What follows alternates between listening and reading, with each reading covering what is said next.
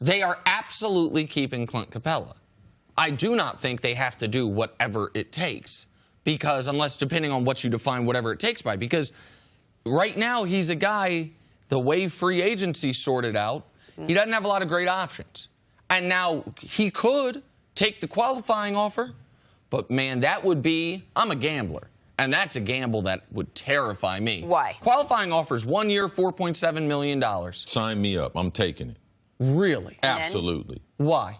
How much money does Steven Adams make in $20 million a year. $20 million. Well, how much does Tristan Thompson make? $18 million a year. Is Capela not very, very compatible to those type players? But keep in mind, they just offered him $17 million. I just asked, is he comparable to those type players? He's better than Tristan, and I think he's certainly better defensively than Steven Adams. Okay, there we go. That right there would speak for itself. Like, you're already paying centers this amount, and also the length of that contract. Man, you sign a 5-year deal, man, you might not sign another contract. So for me, I'd much rather take the risk. When I was at this point in my career, I signed a 1-year deal. I'm going to bet on myself, because that's the gamble that I'm willing to take. I don't want to, especially a deal that I'm not happy with, I'm definitely not going to sign for 5 years. Let me just real quick, though. I think that's a lot of people's reaction, but you gotta tease the math all the way out.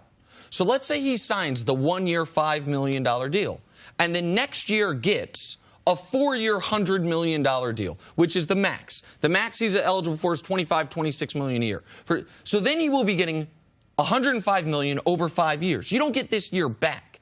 I think this thing's going to end up landing at about 4 years, about $80 million.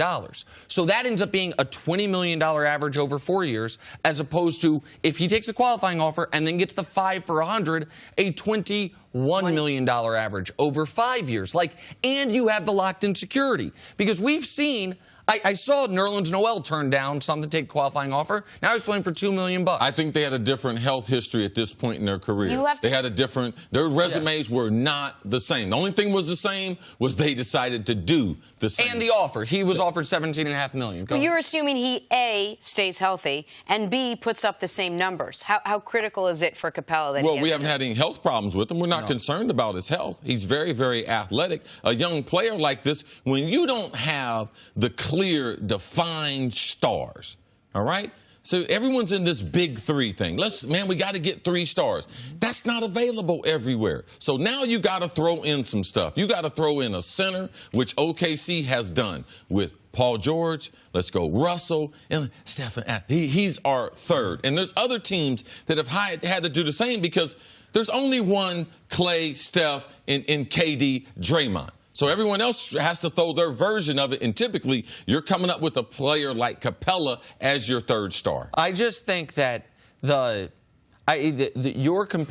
situation, I think, is different in that the money that he is being offered here is so enormous. And again, I'm not saying he's got to take 5 years, 85, but I personally would be shocked if he ends up taking the qualifying offer. I think this is they're going to come to him and say, listen, here is what you will make over the next 4 or 5 years, depending on it's 4-year or 5-year deal. You cannot forget the fact that the Rockets play in Texas, where there are no state taxes, which on a contract like this matters. Here is the security of it. If you take the qualifying offer and you even want to do the Lloyds of London, insure yourself against your future deal, what that's going to cost you, it would be, we haven't seen a player of Capela's caliber not end up reaching an agreement. Sometimes it takes, in recent memory, sometimes it takes into September, but there's also no competing offers. Like Dallas took themselves out of the game when they signed DeAndre Jordan.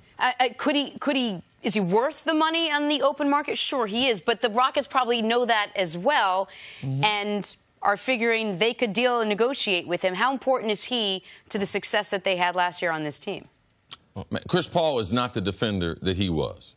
Harden just now woke up and realized that defense, it's legal. You can play some, all right? They just lost 2 of their top 4 defenders. Yes. Capela is their best defender.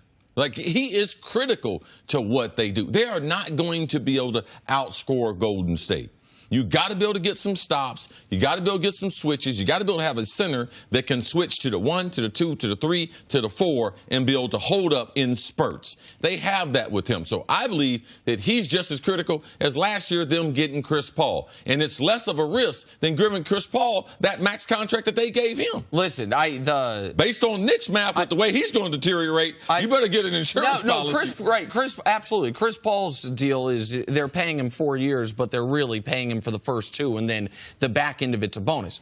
Clint Capela is, if the Rockets were to lose him, the thing is they won't, but if they were to lose him, forget them being the second best team in basketball. Like, that's gone. He is the key to their defense. The reason that I think the wing defenders, Ariza Mbamute's losses are somewhat overstated is because they have a great defensive point guard in Chris Paul, a great do-everything defender in P.J. Tucker, and one of the best rim defenders in basketball in Clint Capela. He is their most important defender. There's a reason when we talk about them last year, we don't say when CP3 and Harden play. We say when CP3, Harden, and Capela play, they were 53 and 7. I'm looking forward to P.J. Tucker being that defender because he's going to have to guard LeBron with no type of help, not throwing all those bodies at him. So I think they're making a mistake because I don't think P.J. Tucker can hold up as a defender all season long.